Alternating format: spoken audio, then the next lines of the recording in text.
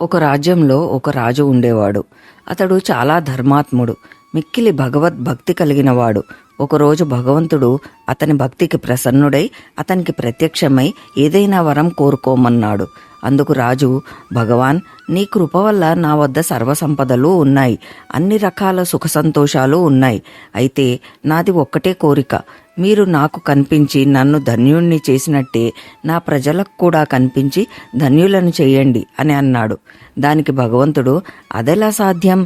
నీ భక్తి, నీ మంచితనం వల్ల నీకు సాధ్యపడింది, కానీ అలా అందరికీ ప్రత్యక్షమై దర్శనం ఇవ్వడం కుదరదు కదా అని అన్నాడు.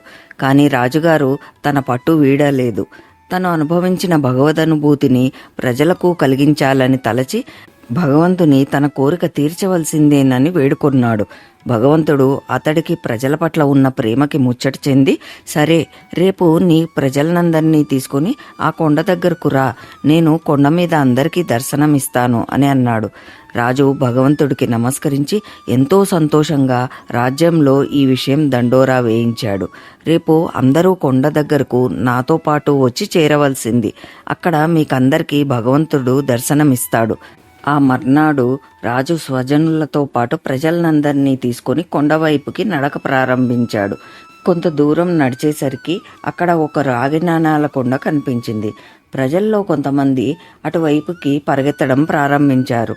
అప్పుడు జ్ఞాని అయిన ఆ రాజు వారిని సమాధానపరుస్తూ, అటువైపు ఎవరూ దృష్టి పెట్టకండి, ఎందుకంటే మనం ఆ సర్వేశ్వరుడైన భగవంతుడి దర్శనం కోసం వెళ్తున్నాం.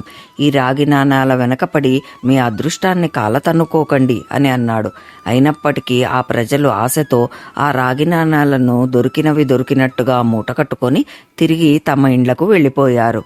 రాజుతో పాటు మిగిలిన వారు భగవద్ దర్శనం కోసం తిరిగి నడవడం ప్రారంభించారు. కొంత దూరం పోయాక వెండి నాణాల కొండ కనిపించింది.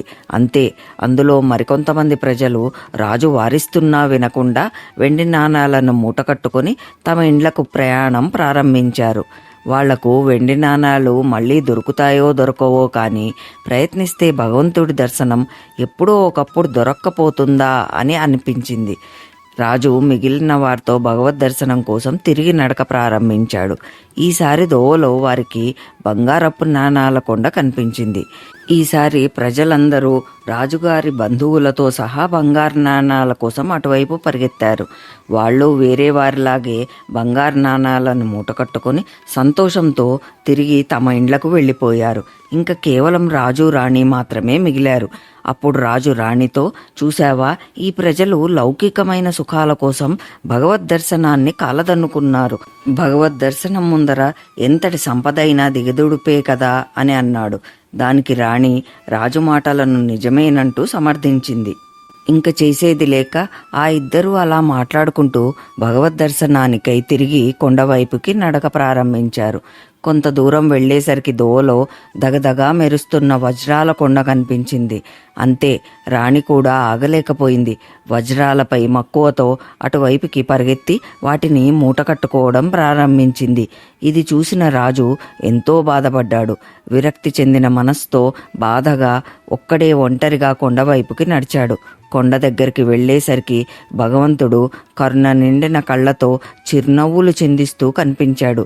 ఒక్కసారిగా అంతులేని దుఃఖంతో భగవంతుడికి సాష్టాంగ నమస్కారం చేశాడు రాజు. భగవంతుడు అతన్ని లేపి చిరునవ్వుతో, నీ ప్రజలు, బంధువులు ఎక్కడ? నేను ఎప్పటి నుండో మీ అందరి కోసం ఆతృతతో ఎదురు చూస్తున్నాను అని అన్నాడు. నోట మాట రాక రాజు సిగ్గుతో తలదించుకున్నాడు. అప్పుడు భగవంతుడు రాజుకు ఇలా వివరించాడు. ఓ రాజా, ఎవరు తమ జీవితంలో భౌతిక సాంసారిక సుఖాలను నాకంటే ఎక్కువని భావిస్తారో వారికి నేను ఎప్పటికీ లభించను. వారు నా స్నేహాన్ని, కృపను ఎప్పటికీ పొందలేరు. నీవు అష్టైశ్వర్యాలతో తులతూగుతూ కూడా వాటిని తృణప్రాయంగా భావించి నా దర్శనానికై తపించావు. నీలాంటి నిర్మలమైన భక్తులకు మాత్రమే నా దర్శనం లభిస్తుంది అని అంతర్ధానం అయ్యాడు.